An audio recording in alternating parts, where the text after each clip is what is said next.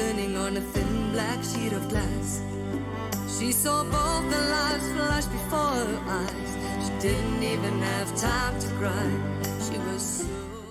Travis Decker is still at large. There are new leads coming in daily regarding his location and sightings all the way across up to Canada, Texas, Idaho, etc. So let's go ahead. Let's dive into this. Also, side note, there is a memorial service on June 20th for the three girls. I will include some of that information and what people are saying about this service towards the end of this video. So this is coming from King 5 News. A moment last week when search crews thought that they might have had Travis Decker in their sights. Now this happened right here near Colchuck Lake, and that's in the Enchantments. Investigators got a tip of a lone hiker that seemed out of place, and Sheriff Morrison says that teams jumped on that lead. They did have a Washington Air National Guard helicopter that was in that area when crews spotted someone that was off trail, and they didn't have any of the typical gear you'd expect. No snow gear, no backpack, and walking a route that just really didn't make a whole lot of sense. Now, unfortunately, Sheriff Morrison says the timing there was not on their side, so they did have that helicopter circling in this area, but they had to turn back to refuel. And when they did come back, they picked up the track again here, but they noticed that that person took a very unusual path down here into Ingalls Creek. That's a steep descent of about 4,500 feet from Colchuck down, and it's not actually even a trail. It's a lot of bushwhacking and fourth-class rock climbing. Morrison says that all of that immediately raised suspicions. Investigators searched that area for a while, and now this is where they believe that he could be. So they believe that he pushed in this direction, which would have gone up Longs Pass to Turnpike Creek. This area connects to Kittitas County, and that's all through this Teanaway Fork Trail, and that would essentially maybe put him out somewhere near towards Cle Elum. Morrison says that that county's sheriff has units on the ground that are searching all of this Teanaway area and up Liberty. Eventually, he's going to get tired. He's going to make a mistake. He's going to leave something behind. He's going to make an error. And I can tell you that every single person wearing a uniform in this state is going to be there waiting for him to make that mistake.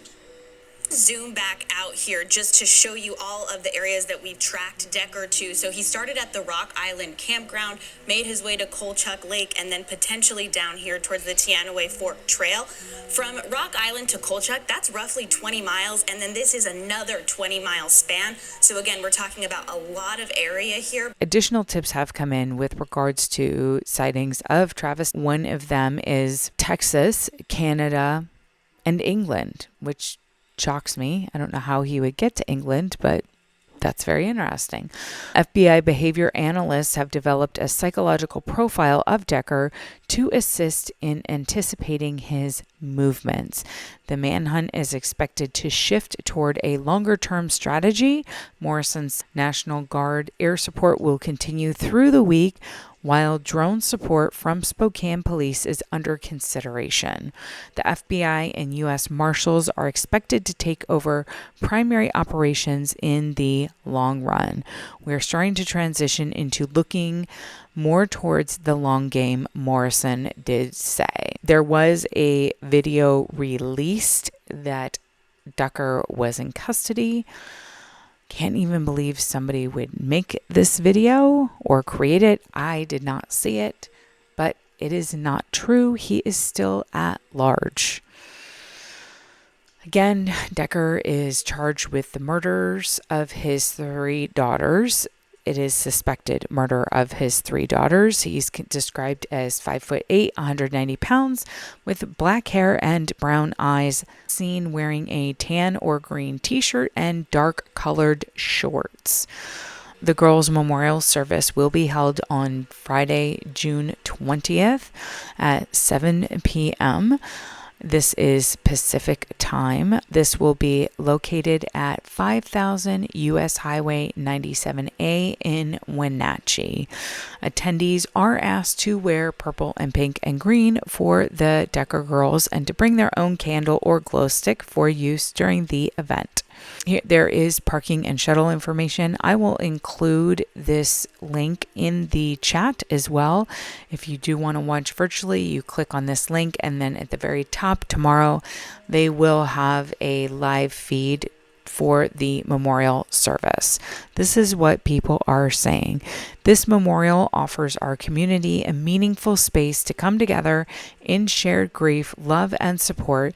Out of deep respect for Whitney and her family, we ask that all attendees be present with care and compassion as we cherish the lives and memories of Peyton, Evelyn, and Olivia.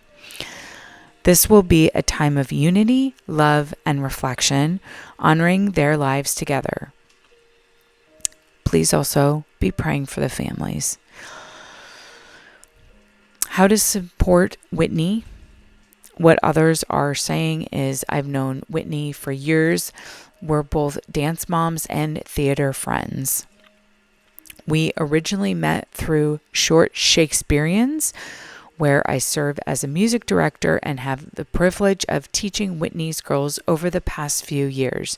We spent this year as dance moms together with my daughter Maisie and Whitney's daughter Evelyn, both performing on the Fabulous Feet Dance Rockstars team. As of June 19th, the fundraiser has reached $1.2 million, which will go directly to Whitney to help cover financial expenses, support time off from work, and give her space to heal without financial pressure. Here are some updated photos of how Travis Decker might look. There is still a $20,000 reward being offered for information leading to Travis Decker's arrest. If anyone does see him, please remember he could be armed, he could be dangerous. Please report it to the police immediately.